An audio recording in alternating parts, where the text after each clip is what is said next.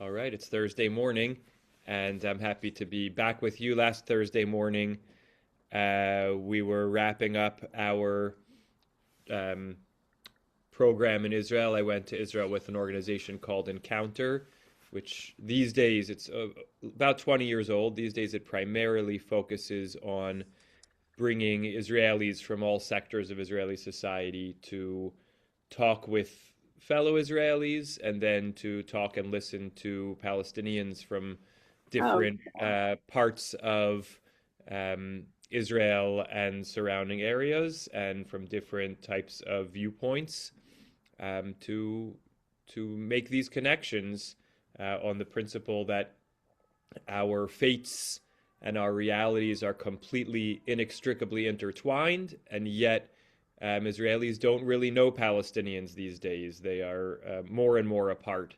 Um, and so the opportunity just to talk to each other is better than not. And that's Encounter's primary work, but in recent years they've gone back to taking American Jews also to have these conversations and encounters. And the current model is called Generations, and it brings 50 and 60-year-old Jewish communal leaders like federation heads and Hillel directors and JCC directors and those and school heads of school um, and their college and post-college age children or other 20 somethings to come together and have this experience together on the grounds that there is a gap. Obviously, these are broad generalizations, but there is a gap between the relationship to Israel that people in their 50s and 60s have and grew up with, and the relationship to Israel that a lot of 20 and 30 somethings have grown up with, growing up in a different time and a different Israel and a different world.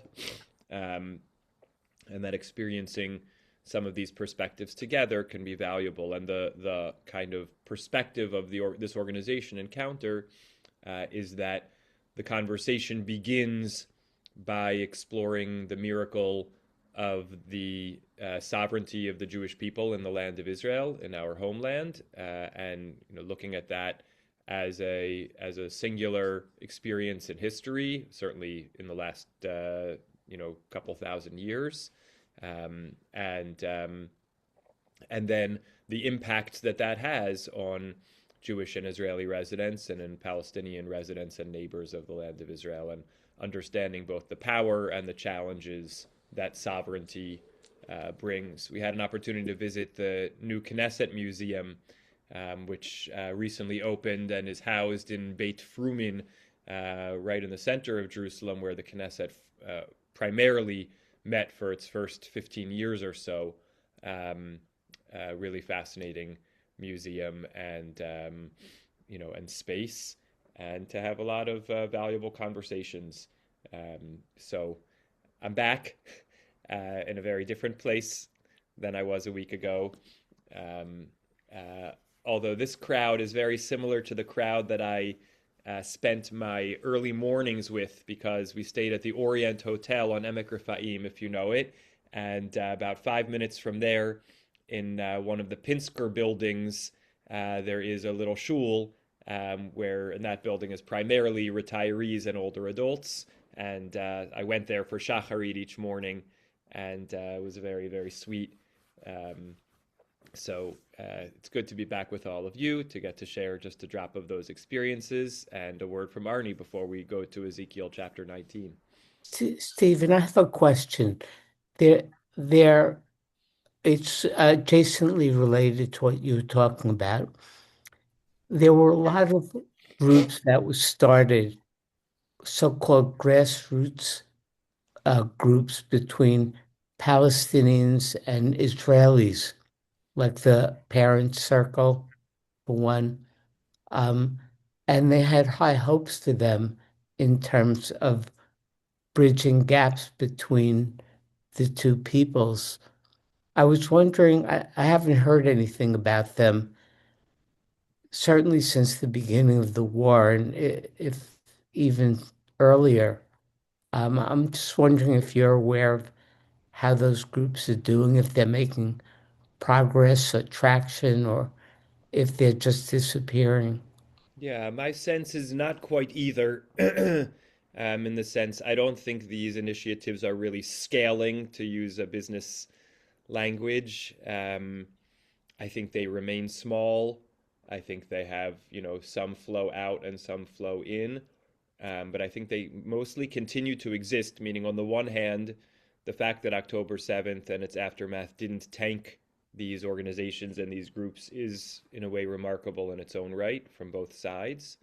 Um, but I definitely don't see the kind of encounter intergroup relations sector as like picking up steam and becoming a formidable force in Israeli society or on the political landscape. And so, on the one hand, it leads for me to the question of how much is it worth investing time and energy into these groups? They don't seem to be going anywhere. On the other hand, you know, uh, um, same with modern orthodoxy. That it's the ideology that I deeply believe in, even though I don't think it's really growing, nor is it exactly shrinking.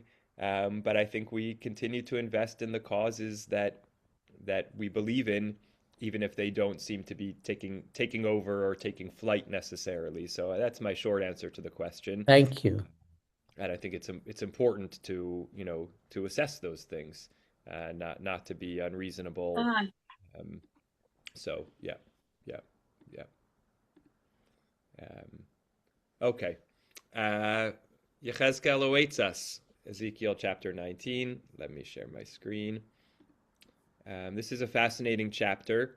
Um, Tova Ganzel, who wrote the Magid Press, that's an imprint of Koren, and they have books on, most commentary books on most of the books of Tanach, and was Rav Benny Lau's book on Jeremiah that we looked at from time to time. So the book on Yechezkel, on Ezekiel, is authored by Tova Ganzel, a Tanakh scholar, and she points out that this chapter doesn't mention God, and doesn't have the usual prophetic introduction, Son of Man, Ben Adam, go speak to, the Israelites or Judah and Jerusalem or the people in Babylonia. Um, it's sort of kind of out of history or out of context in a sense. Now, it does begin Ve'ata and you, so we might read it as, continuing from the previous chapter, but it does really sort of shift tone and shift content. Um, so it's just interesting to note it's kind of um, isolation from context or from theological frame in a sense. It's number one. Number two, as we'll see in the beginning and end of the chapter, it's called a kina, a dirge. It utilizes two mishalim, two parables or two metaphors, but it doesn't really refer to them as such. It frames the entire thing as a dirge. 10 of the 18 mentions of the word kina, dirge, are here in Yechezkel. We might associate it more with Yirmiyahu and with Eicha, and certainly it appears there, but it's primarily Yechezkel who uses this term of dirge. And we'll see the two parables. We'll see if we can tie them together and understand their reference, and in particular, something we don't do all that often, which is actually resort to the medieval commentaries, who are fairly consistent in the way they interpret certainly the first parable and the particular character, so to speak, in it. So we'll get a chance to look at that. So it's not a very, very long chapter. And Arnie, would you read for us? I'd rather not. Okay, Thank no you. problem, no problem. Elaine, how about you? Okay. And you are to intone a dirge over the princes of Israel and say, What a lioness was your mother among the lions, crouching among the great beasts. She reared her cubs. She raised up one of her cubs. He became a great beast. He learned to hunt prey. He devoured men. Nations heeded the call against him. He was caught in their snare. They dragged him off with hooks to the land of Egypt. When she saw herself frustrated, her hope defeated, she took another of her cubs and set him up as a great beast. He stalked among the lions. He was a great beast. He learned to hunt prey. He devoured men. He ravished their widows, laid waste their cities. The land and all in it were appalled at the sound of his roaring. Nations from the countries round about arrayed themselves against him. They spread their net over him. He was caught in their snare. With hooks he was put in a cage. They carried him off to the king of Babylon and confined him in a fortress so that never again should his roar be heard on the hills of Israel. Your mother was like a vine in your blood, planted beside streams with luxuriant boughs and branches, thanks to abundant waters. And she had a mighty rod, fit for a ruler's scepter. It towered highest among the leafy trees. It was conspicuous by its height, by the abundance of its boughs. But plucked up in a fury, she was hurled to the ground. The east wind withered her branches. They broke apart and dried up, and her mighty rod was consumed by fire. Now she is planted in the desert, in ground that is arid and parched. Fire has issued from her twig-laden branch, and she has consumed her boughs. She is left without a mighty rod, a scepter to rule with. This is a dirge, and has become a familiar dirge. Okay. Mm. So we see the two parables, the parable of the lioness and her two cubs, each of which, grows in strength and then is defeated. And we sort of feel the anguish of the mother at those consequences. And then we sort of pivot, keeping the theme of mother to child in some way, or the role of the mother. We pivot to the mother being like a vine. And each of these evokes, an array of biblical parallels. We'll look at a couple of them and try to understand what they illuminate. But broadly speaking, I think this parable feels a little bit different than some of the others. On the one hand, it's a dirge, it's a lament, and therefore it seems to be responding to something which has already happened. Rav Alex Israel points out that, usually a lament is a lament over something which has already happened. But given that the temple is not totally destroyed yet, if we imagine this in the usual time that Ezekiel is prophesying, then it's interesting that we're sort of lamenting, and we have a dirge even before the kind of final destruction. Certainly the second parable of the vine seems like it's describing the destruction of Jerusalem, something which was once flourishing and is now, barren and taken off to a foreign land. So he understands it that we're lamenting something as though it has already been finished, even though it hasn't. We have a little less moralizing in this chapter, meaning it doesn't as much describe anything wrong that the characters in the parable have done. There's a little bit, maybe the second lion, who devours men and lays waste cities. But that's not what we typically think about when we think about, if this is Israel, Judah and Jerusalem and their leaders. what we're critical of them for in the prophets is not necessarily military campaigns as much as maybe haughtiness or taking advantage of the needy and vulnerable. So exactly how we might, whether there's an indictment of wrongdoings here in this chapter is a little bit less clear, or whether, a dirge doesn't focus as much on the things that people did wrong that landed them in the positions that they're in. It just laments, you were so mighty, and now you've fallen. What has happened to our grandeur, our glory. And so, we see, as I mentioned at the beginning, both the absence of God, the absence of context, and also a little bit the absence of, of critique. And this one really does kind of take the role of a lament. So I'm going to share my screen again and point out a few things, then we'll have time to open up for comments. So Rav Alex Israel also points this out, the direction of the dirge, or the subject of the dirge maybe is better to say. Sakina, so Ezekiel is being told to intone a dirge. The Hebrew verb for how the dirge is expressed is sa, lifted up. It gives the sense of like lifting up one's voice to cry. Vatisa, kolam, vatev, vayivku. One's in biblical idiom, crying is often accompanied by lifting one's voices. So sakina, lift up a dirge, literally, almost cry aloud this dirge. El Nisiye Yisrael, to the princes of Israel. We're going to see the commentaries understand that the lion cubs that are being referred to are kings of Israel. So it's noteworthy that this dirge is directed not at Malchei Yisrael, the kings of Israel, but at Nisiyei Yisrael, the princes of Israel.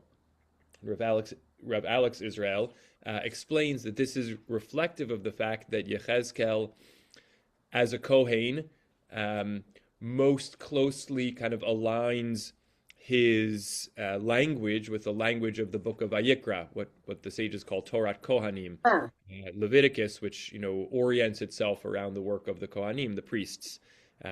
Even more, we've seen parallels also to Dvarim and other things, but the strongest linguistic and thematic connections literarily between Yechezkel and a book of the Torah is the book of Vayikra. And Vayikra doesn't usually use the term melech.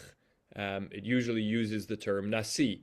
When Vayikra talks about the sacrifices that are offered when a leader sins, it says asher nasi yechata, when a prince sins. And it does seem like the reference there is likely to be anticipating a king of Israel. So it's just interesting to note the term here is nasi, which is broadly a prince, a leader, and also there's a little play. It's the same. A nasi is called a leader because they are nisa, they are elevated, they are one who's brought high. There's also a play here on sakina, lift up your dirge, el nisiyeh Yisrael, to the leaders, the ones who have been lifted up from amongst Israel. Right? They were meant to be lifted to leadership, but instead they've fallen, and all that we're lifting now is we're lifting up our voices in mournful elegy. And what are the words of this elegy that Ezekiel is being charged to express? Ma imecha levi'ah bein arayot ravatza betoch kefirim ribeta gureha. Here in this one verse, we get 4 different nouns for different genders, ages, etc. of lions. So Livia, a lioness. Bein arayot ravatza, she crouched among the lions. Betoch kfirim, she reared her cubs amongst the great beasts. Betoch kfirim, which is also another term for lion, kfir. She reared her cubs. Ribeta gureha. So we have gul, kfir, ari, really, and lavi or livia. We also have aryeh is another term for lion, but we get a bunch of them here. I didn't think in advance. Actually, I'm going to just pull this off the shelf. I don't think I got a chance to show this to you a few weeks earlier when we were in Israel on our family trip. We got this amazing book from the Biblical Museum of Natural History put together by Rabbi Natan Slifkin. This is the first of a multi-volume work. Only the first volume is out so far, called the Torah Encyclopedia of the Animal Kingdom. And it's really an incredible, incredible book. And he has an entire chapter. I'm just turning for a moment. He has an entire chapter on lions, almost 50 pages, which I did not peruse before our session. But he really goes through the various different names. The Midrash talks about 7 different names for lions, and he really tries to go We through. don't see it. What's that? Oh, I put it down for a moment, but I can show you a few pictures. Yeah, Hold on. please. Here's actually, this is beautiful. This is a picture which is, he associates in We the don't caption. see it. I'm going to show you in just a moment, Estelle. I'm just looking at All it right, so I all can right. describe it, and then I'll show it to you. All right. This picture, which you're about to see, actually, he chooses the caption from Ezekiel, of Ma imecha Leviah, what a lioness was your mother, and he has Ezekiel 19:1, and here's the photo. So you can see the lioness with her cubs, around her. No. And he has a tremendous analysis. What exactly is the difference between the different terms for lion? He selects, various passages in Torah, in Nevi'im and Ketuvim, in Midrash and Gemara, the symbolism, the relationship between lions and different other animals. Where is God described as a lion? I mean, it's Are you showing it at all? I'll show you one more picture. Hold on a second. You didn't show me any. Oh, you didn't see? Are you seeing? No, I don't see anything. Maybe All I it's an see- issue. So hold on a second, Estelle. Do you see my face? No, all I see is the Ezekiel. You know what? You're right. That's because I should have. Ah, Thank now you. we Now see. let's try again here. Oh, wow. There we go. Yeah. Beautiful. Really lovely. Is it in Hebrew or in English? This book is in English. I believe it may have been translated to Hebrew. It was written originally in English, but I think there may be a Hebrew translation that has come out also. I'm not sure. I could double check that. What is it called? It's called the Torah Encyclopedia of the Animal Kingdom. Sounds wonderful. And this is volume 1. But there are going to be more volumes for domesticated animals and for birds. It really is a tremendous publication. Here, let's see one more. In describing the strength of lions, he points out that lions are strong enough to take down large prey, such as buffalo. And he's got this picture. Wow.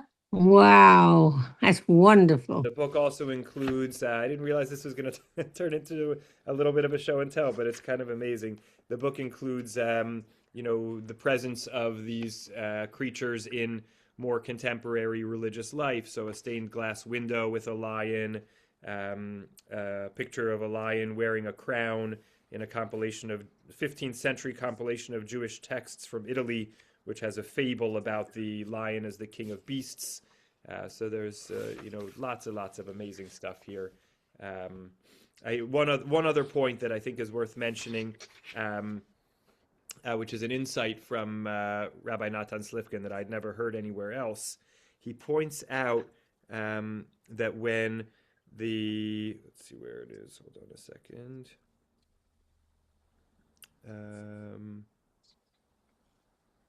Yes, when the Mishnah in Pirkei Avot says that you should be gibor ka'ari, as mighty as a lion, to fulfill the will of your Father in heaven, he points out, why gibor ka'ari? He says, of course, lions are, incredibly mighty and strong, but there's another unique feature about lions that might be hinted to in choosing the lion as the example when the Mishnah in Pirkei Avot says, be mighty as a lion to fulfill the will of your Father in heaven. He says, big cats are aggressive carnivores by nature, which makes it hard for them to get along with each other. All the other big cats, tigers, leopards, jaguars, cheetahs, cougars, therefore lead solitary lives. But lions, unique among cats, live in large groups. These are called prides and typically consist of 1 to 4 males, 5 or 6 females, and their cubs, etc. And he says, perhaps the real might of the lion is not in its great power as a predator, but in its ability to overcome this in the presence of lions.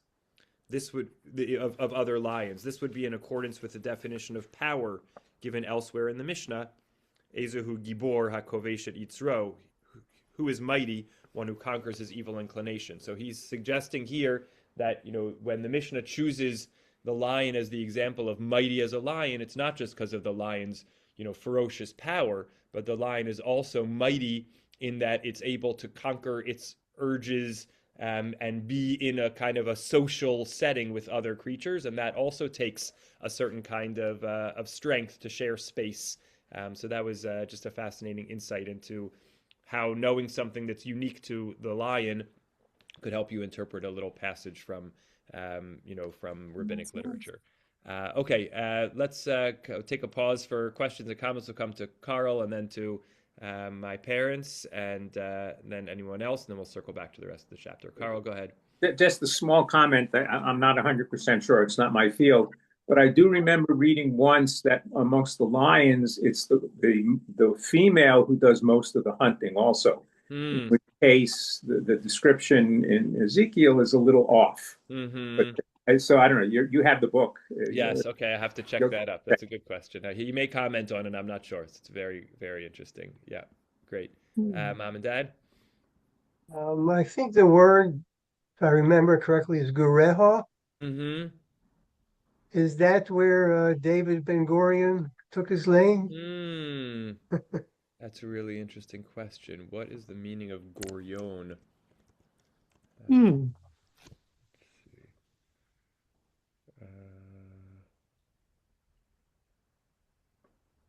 Just looking quickly to see if I can see. It's very sad that all the Israelis have taken Hebrew names, and that means that their family history is being lost forever. Yeah. Because they can't trace their names. Yeah. Very sad. So it does seem like Gorion is, a name that means cub or young lion. I don't know if it appears biblically or if it's just a kind of an expansion on, from Gor to Gorion.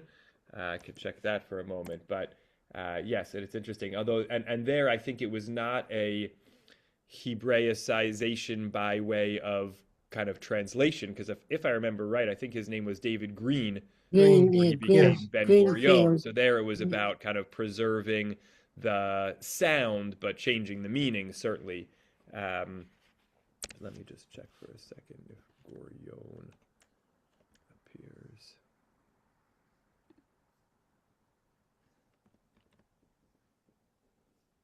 Does not. I don't think so. So I don't know whether Gorion was just kind of like a Eliezer Ben Yehuda style modernizing of Gur. But yes, that seems to be what's behind that name. So that's a great point. Jerry. Yeah. Great. All right, we'll go back to the text just to make another few notes. Okay, so here we are again. Yeah, so we saw these four different lion words that got us onto the book, so what's happening? So we have this lioness, and she's rearing her cubs. She rears one of her cubs, who becomes a great beast, learns to hunt prey. He devours men, and then all of a sudden, nations heeded the call against him. He was caught in their snare. They dragged him off with hooks to the land of Egypt. Okay, and then we have the reaction of her mother. Of the mother, who is frustrated, her hope is defeated, and she sets up another one of her cubs. So before we come to the next cub, we want to ask the question: what is the nimshal? What's the application of this parable to the real lived lives of the Judeans in this time, when they would have heard this dirge or sung this dirge? Who would they be referring to? So we need go no farther than Rashi. Who says, she raised up one of her cubs. This lamentation was said regarding the sons of Josiah. The first is Yehoachaz. Okay, so this is Yehoachaz. He devours men, and then nations heeded the call against him or gathered around him. That refers to Pharaoh, the king of Egypt. In their pit he was caught, and they brought him with hooks to the land of Egypt. If we move to the book of Kings, keep in mind Rashi said Yehoachaz. Let's actually do two things at once. First, let's just look at our history chart, our king's chart. So we have King Yoshiyahu, Josiah, 640 to 609. And then he has a son, Yehoachaz, who reigns for only 3 months. He's listed as bad. So Yehoachaz is the son of Yoshiyahu. Now let's go back and see what's happening with him. So Yoshiyahu marches towards King Paro Necho. We memorialize this death on Tisha B'Av with one of our keynote. Paro Necho kills Yoshiyahu. He gets buried, and then the people take Yehoachaz and they make him king in place of his father. He was 23 years old when he became king, reigned 3 months in Yerushalayim, did what was displeasing to the Lord. Paro Necho imprisoned him and to keep him from reigning in Jerusalem. Now, it doesn't make it explicit where he imprisoned him here at first, but then we read on a little further. Then Paro Necho appointed Eliakim, son of King Yoshiyahu, in place of his father Yoshiyahu, meaning the brother of Yehoachaz, gets put in his place, changing his name to Yehoiakim. He took Yehoachaz and brought him to Egypt, where he died. So here we have a king, who starts out as a lion cub, a son of the lioness. Now the lioness is not necessarily Yoshiyahu, but we're understanding it that way. Why we choose a mother as opposed to a father is interesting, since we're talking about a male king. But Yoshiyahu is parallel to the lioness. He has his first son, Yehoachaz, and Yehoachaz is essentially taken off to Egypt. So this is the application, according to Rashi and the other commentaries, of the parallel, of the parable. And now we come back again to the second one. So when the mother sees herself frustrated, now again, Yoshiyahu's already dead, so the parable's not perfect, because in this, in the parable, the mother is alive, sees the fate of her first child, and then sets up her second child. If we say that these are the children of Yoshiyahu, he's already dead when when even the first of his lion cubs is carried off.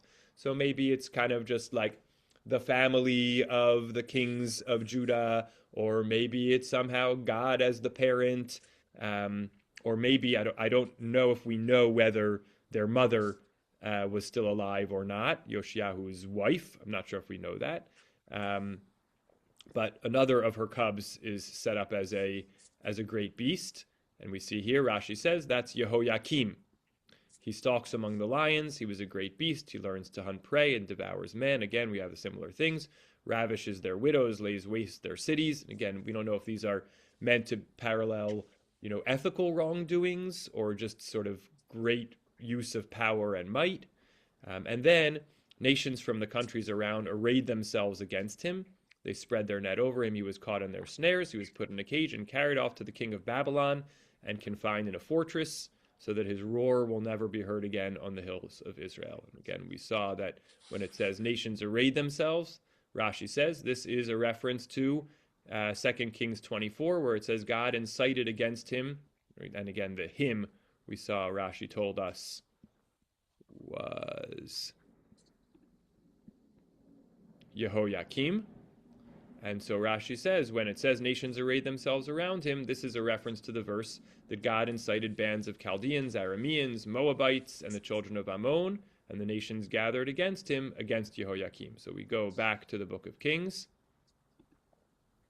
We see after Yehoachaz was brought to Egypt and died, Yehoiakim pays his tribute to Pharaoh, and he was 25 years old when he became king, reigns 11 years in Jerusalem, continues to not do the right thing, Nebuchadnezzar comes up and Jehoiakim becomes his vassal for 3 years and then rebels against him. And God lets loose these raiding bands. This is the quote that Rashi quotes. And we go on to see we don't have an explicit reference to to being carried off to Babylonia. We just see that these various other nations kind of go around against him, and we just see the death of Jehoiakim. So it's not again 100% perfect parallel, but sorry, I'm jumping back and forth to try to do this. When nations arrayed themselves against him, that certainly is a reference to all these other nations attacking Jehoiakim. But the explicit sense of being carried off to the king of Babylon, we don't have made explicit in the text, but that's, in the text in the book of Kings. But that's how, if we apply this parable, that's the fate of Jehoiakim according to Yechezkel, according to this parable, and his roar is never again heard on the hills of Israel. So these are the kings of Judah that are being described here according to the medieval commentaries. And then we go on to the second half parable. Your mother was like a vine in your blood, strange language, planted beside streams with luxuriant boughs and branches, thanks to abundant waters. The Hebrew here evokes both. These two verses evoke both Psalms talking about verdant pastures and trees, for example, chapter 1 of Psalms, and also the way Bilam, the prophet, praises Israel as being planted beside great streams and waters. So these, it certainly evokes various descriptions of the Jewish people in other places. And then in verse 11, though, we get a hint to the connection between these two things. She had a mighty rod fit for a ruler's scepter. It towered highest among the leafy trees. So we have a rod or a ruler's scepter. And then at the end, we're told that mighty rod is no longer there to rule with. So we have two parables, a parable of a lion or lions, and a parable of a vine or a vineyard which has a staff of rulership. So astute listeners with a familiarity of the end of the book of Genesis might make the connection between the two and see that on his deathbed, when Jacob offers blessings or foretellings or critiques, or maybe all of the above to his children, he says the following: Gur Aryeh Yehuda, Judah is a lion's whelp. Miteref beni alita, on prey, my son, you have grown. Kara ravatz ka'aryeh uchelavi miyakimenu.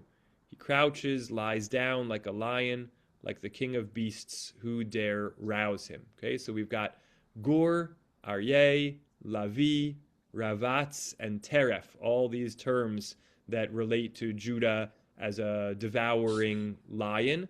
And again, back in our Ezekiel chapter, we had, in the first parable, we had Ravatz, we had Lavi, we had Aryeh, we had Gur, and we even have Teref, right, hunting prey. All of that is there. And then, in the continuation of the blessing for Judah, we have Lo Yasor Shevet mi Yehuda. The scepter shall not depart from Judah, or the ruler's staff from within his feet. He's going to be the leader that people will surround. And Osri la Gefen Iro, he tethers his donkey, his ass, to a vine, and the foal to a choice vine. We have Yain, and we even have Dam Anavim, the blood of grapes is what he washes his garment in. And then we turn again back to our second parable, and we have Gefen, we have Dam, we have the Shevet at the end, and the ruling staff and scepter. So clearly, Ezekiel in these two parables is meaning to channel the fact that in the end of Genesis, the blessings and the images that are associated with Judah as the tribe who will, spawn the leaders and kings of Israel, of the Jewish people, the two main parables are the lion and the, staff combined with vine. And so the dirge, which comes at the time of the downfall of the Jewish people, not only the Jewish people, but their leaders, and their leaders being the kings who descend from the lineage of Judah, it's only appropriate, sadly, tragically appropriate, that the dirge for the downfall of the leaders of the Jewish people should draw its imagery from the lion and from the vineyard and staff. So we see these connections, literarily shouting at us from the page. I just want to make one other point, and then I'll open up for any final questions or comments, which is there's another important phrase that appears in this chapter, which we'll see again in Yechezkel another ways away. When the mother lioness sees the loss of the first cub and then raises up the second cub, the transition between them is Vatere ki nochala. She saw herself frustrated. Avda tikvata. Her hope was defeated. And what was her reaction to her hope being defeated? She takes another one of her cubs and sets him up as a great beast. Meaning, on the one hand, we have her hope is lost, but she responds by trying again. She doesn't give up. The language of Avda Tikvata, of course, echoes in our ears. This is not the only time Ezekiel uses it. Ezekiel uses it again in the famous chapter of the dry bones, when God says, prophecy and say to the people of Israel. Hold on, we've got to go back a little bit. After he sees the valley of the dry bones, and then they stand up and, have life again, God says, Ben Adam, O mortal, the usual Ezekiel term of address. Ha'atzamot ha'ela kol beit Yisrael hema. These bones are the whole house of Israel. Hine omrim, behold, they say, Yavshu atzmotenu, our bones are dried up. Ve'avda tikvatenu, nigzarnu lanu. Our hope is gone, we are doomed. And the prophecy that Ezekiel is meant to bring to them is, no, you're not. I'm going to lift you out of your graves and bring you to the land of Israel. So this key term, Avda Tikva, hope is lost, in these two appearances in Ezekiel, which I believe, I have to double check it, I believe are the only two appearances of the phrase in Ezekiel. This phrase, hope is lost, in each appearance is actually, in the first time, the response of the people instinctively, of the lioness mother, is to say, yes, hope is lost, but I'm not giving up hope. I'm trying again. I'm placing another lion cub out there to try to lead and to try to take care of the people. When the people say hope is lost, God's response is the prophecy that, you will again live and come to your land. And, I don't have to tell you that it was for that reason, amongst others, that Hatikva, of course, states, Od lo avda tikvatenu, our hope is not lost. So that phrase, really is a direct draw from these two appearances and response to these two appearances in Ezekiel and Yechezkel that we see here. Indeed, I think they're the only two appearances. I'm just double checking it. Yeah, the only two appearances of that phrase, or even of the word tikva altogether in Yechezkel. So, questions and comments? Graham? Yeah, I've been listening and wrote this. The lineage of David provides us no shield. To God alone must Israel yield. God will not punish. To him we return. For no ideology, pride, or biology can save us from judgment. Our vineyards will burn. The lions of war, the lions of lore, the louder the roar, the weaker the core. Laments of a mother we cannot ignore. For God does not punish to make us feel pain, but only to discipline, train, and reclaim. Wow, so beautiful. Such a great companion to the chapter. Please pop it in the chat. I'm especially thinking about Lance, who's not here. Oh, Lance is here. And that's just there. Okay, good, good. I hadn't seen you. Thank you. So I'm glad you got to hear that, and welcome your thoughts, Lance. Go ahead. Okay, I have a question. You may not like this question. My question is Rav Stephen a rationalist Jew like Rabbi Sifkin? Hmm. Uh, a rationalist with a sprinkling of non-rational, mystical folk religion thrown in. Oh boy. Oh boy. You realize, Rav Stephen, that Rabbi Zev Farber has been called a heretic. And would that not also be true of Rabbi Sifkin? Certainly, he has been deeply critiqued for a whole host of things he has said and done. Thank you. Yep, you got it. You got it.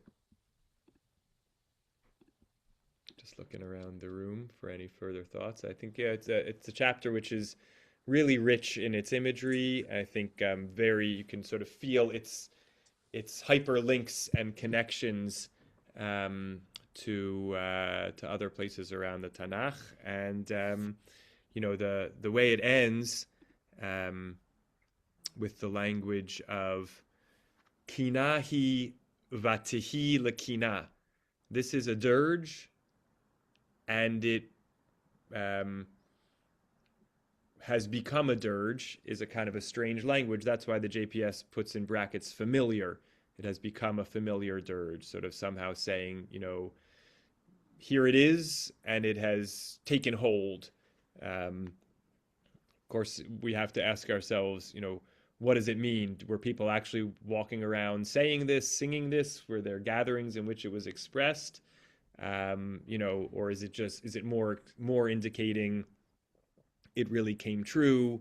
So it's hard to know exactly what hold this had on the people in the community, but it certainly it came true in a sense. But also, Od lo avda tikvatenu, even after the downfall of Judah and Jerusalem and the destruction of the temple, there was yet a second. And in some form or another, we hope and pray that there will be yet more opportunity for redemption and renewal of the Jewish people, whether that takes the form of a temple or what it looks like. And we also recognize in the state of Israel a modern miracle of return and of continuing not to lose our hope. So certainly, since last time we met, the remarkable moment of the return of the body of Ran Gvili for burial, marks the closing of a chapter and marks for me the realization of the notion that Od lo avda tikvatenu. I know his family actually never gave up hope that he might be alive until he was returned for burial. And for me, on Hoshana Rabbah of this past year, when the living hostages were returned, I continued to wear my hostage necklace. And people asked me, how long are you going to wear it? And I said, I'll check in again at Hanukkah time. And as we continued to have the return of the bodies for burial, I kept it on. And in our two trips to Israel over, one as a family and one as an individual over this last month, I stopped each time at the poster of Ran Gvili that was on the ramp in Ben Gurion Airport, which was once, filled with 200 plus posters, and slowly, those numbers diminished, and we didn't give up hope, and there's a lot more we have yet to need to hope for some kind of peaceful resolution, for security, for some kind of vision of how the Jewish people and all our neighbors could live peacefully together. It certainly feels like pie in the sky. Going back to my conversation with Arnie at the beginning, the camp of dialogue and coexistence doesn't feel like it's growing, and I don't fault anybody who is despairing, but we take the response to Ezekiel's description here, that when it feels like hope is lost, we just keep putting our next hope forward. So may we do that together. And I always take the opportunity to just check my calendar for next week, which looks good to me, and look forward to learning together again then. And great to be with everybody. Love to mom and dad, and Shabbat Shalom, everybody. Stay warm, stay safe, be in touch if you need anything. Thank you. Thank you. Take care. Shabbat Shalom, everyone. Shalom. Yeah. Bye-bye. Same to you.